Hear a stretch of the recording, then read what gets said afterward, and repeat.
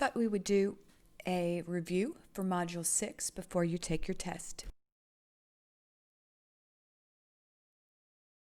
Looking at the study guide, question 1, of course, is always the definition question. Since there are so many vocabulary words for this particular module, I thought that I would go ahead and just let you know which ones you need to know actually for the test this week. So, we need to know what absorption is. Remember that absorption is the transport of dissolved substances into cells. And also digestion, the breakdown of those absorbed substances. Respiration is the breakdown of food molecules with a release of energy. The definition for digestion and respiration are very similar.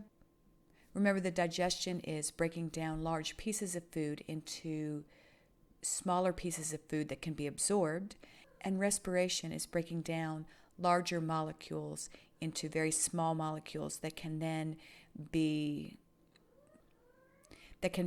used by the cell to release energy. Reproduction is the production of new cells. Cytology is the study of the structure of cells. Cytoplasmic streaming is the motion of cytoplasm in a cell that results in a coordinated movement of the cell's contents. Phagocytosis is the process by which a cell engulfs foreign substances or other cells. And we'll talk more about phagocytosis later. Passive transport is the movement of molecules through the plasma membrane, according to the dictates of osmosis or diffusion. Active transport is the movement of molecules through the plasma membrane, aided by a process that requires energy. Plasmolysis is the collapse of a walled cell's cytoplasm due to a lack of water. It's when the cell kind of implodes on top of itself. Cytolysis is the rupturing of a cell due to excess internal pressure. Activation energy is the energy necessary to get a chemical reaction going. In addition to the vocabulary words that will actually show up on the test as vocabulary words, it would be good for you to remember the definition of excretion, egestion, and secretion. Excretion is the removal of soluble waste materials. Egestion is the removal of non-soluble waste materials.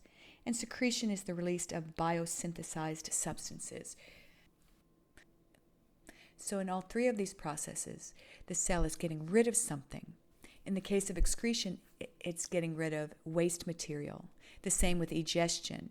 The difference between excretion and egestion is that in the case of excretion, the waste material is soluble. And in the case of egestion, the waste material is non-soluble. Remember, to be soluble means that it dissolves in water. Secretion, on the other hand, is when the cell is getting rid of something that it has produced. It has biosynthesized something. Usually it's something good and beneficial. For example, you have cells in your body that secrete tears. You have cells in your body that secrete mucus. When you have a cold, they may secrete a lot of mucus. And you have cells in your body that secrete hormones.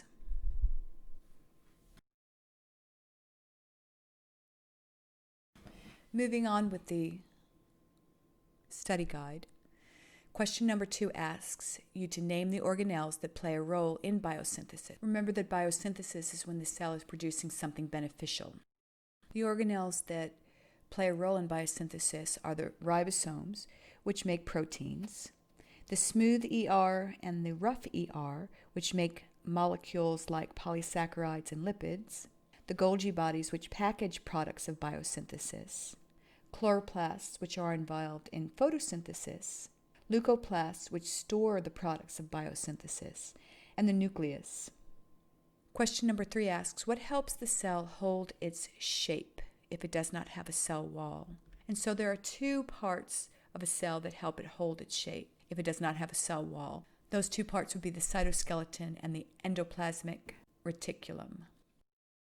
Number 4 asks, how does a plant cell fight osmosis in a hypotonic solution? Remember that Dr. Weil talked about 3 kinds of solutions. An isotonic solution, where the concentration of the solutes is essentially equal to that of the cell that resides in the solution. A hypertonic solution, which is a solution in which the concentration of solutes is greater than that of the cell that resides in the solution. And a hypotonic solution, which is a solution in which the concentration of solutes is less than that of the cell which resides in the solution. So if a cell is in a hypotonic solution, it's naturally going to want to absorb more of the solute, more of the liquid. And so in order to fight osmosis, a plant cell has a central vacuole that expands as the cell absorbs water, which causes pressure on the cell, and that pressure actually counteracts osmosis. Later on in the school year, when we learn more about plants, we'll talk more about turgor pressure. Number 5 asked, a cell contains centrioles and lysosomes. Is it a plant cell or an animal cell? That's going to be an animal cell. Now, lysosomes are only found in animal cells, and most plant cells don't have centrioles, although some do. So, process of elimination, if a cell has lysosomes, it's going to be an animal cell. Number 6 asks, what organelles are involved in secretion? And so the list of organelles that are involved in secretion are the Golgi bodies. Remember that products of secretion must be packaged in the Golgi bodies. They're packaged into secretion vesicles.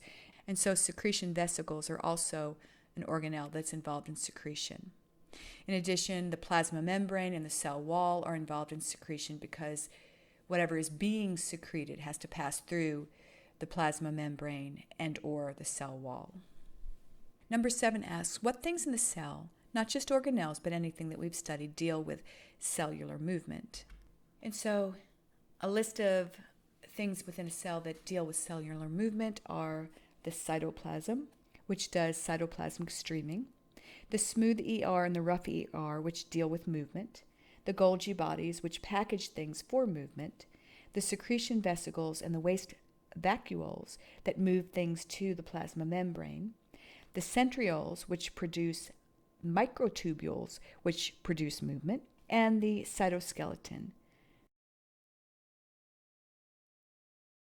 Number 8 asks, what are the 11 major tasks that a cell must perform? We went over this in class. They are absorption. Cells absorb things into them. Digestion, that would be breaking down of food into smaller, more usable bits. Respiration, turning those usable bits into energy. Biosynthesis, producing things that the cell can use, proteins and other things. Excretion and ingestion, moving wastes out of the cell. Secretion, moving things that have been biosynthesized out of the cell. Movement. Irritability. Remember, irritability has to do with the cell being able to respond to what's going on around it. Homeostasis, that is trying to maintain everything so that the cell doesn't die. And of course, reproduction. Number 9 asks, what is the plasma membrane made of? Remember that a plasma membrane is made up of phospholipids, cholesterol, and proteins. Number 10 asks, what's the difference between a phospholipid and a regular lipid? Remember that a regular lipid is made up of 3 fatty acid molecules, and a phospholipid only has 2 fatty acid molecules, and the 3rd fatty acid molecule is replaced instead by a molecule that has a small phosphate group attached to it. Number 11 asks, what makes it possible for the plasma membrane to self-assemble? Remember that phospholipids have a hydrophilic end, a water-loving end, and a hydrophobic end, an end that wants to avoid water. And so because of this, they quote unquote know how to reassemble. Number 12 asks, a cell begins running low on food and its energy output decreases by 20%. What kind of plasma membrane transport, active or passive, will be effective? Of course, the active is the part that's going to be affected because active transport requires energy from the cell. And remember that passive transport doesn't require any energy from the cell. Number 13 asks you to identify the structures pointed out on the diagram. This is actually going to show up on the test, so make sure that you spend some time looking at this either in your book or on this video. Just pause it and make sure that you know how to identify the parts of this diagram. So A is the phospholipid, B is the protein, C is a glycoprotein, D is a carbohydrate, E is cholesterol, F is a filament of the cytoskeleton, and G is a glycolipid. Number 14 asks, if a cell dies by implosion, what kind of solution, isotonic, hypertonic, or hypotonic, was it in? This is actually the opposite of the question that we answered earlier about a plant cell opposing osmosis. Because the cell died by implosion, the cell actually lost water. And a cell is going to lose water when it is in a hypertonic solution, where the solution has a higher concentration of solute than the cell itself, and so the cell is going to let liquid flow out of it in order to kind of equalize the concentration of the solute. Number 15 asks you to list the 4 stages of aerobic cellular respiration in order in which they occur. In addition, note the number of ATPs that are made in each step. So the 4 stages are glycolysis, the formation of acetyl coenzyme A, the Krebs cycle, and then electron transport system. In stage 1, glycolysis, 2 ATPs are formed, and glycolysis actually takes place in the cytoplasm. During stage 2, the formation of acetyl coenzyme A, no ATPs are formed. This takes place in the mitochondrion. During stage 3, the Krebs cycle, 2 ATPs are formed, and that also takes place in the mitochondrion. And during stage 4, the electron transport system, 32 ATPs are formed, and that takes place in the mitochondrion. Notice that the majority of respiration does take place in the mitochondrion. Number 16 asks, what is ATP's purpose in the cell? ATP supplies a package for the energy that's produced in cellular respiration, and so it releases its energy gently so that the energy doesn't destroy the cell.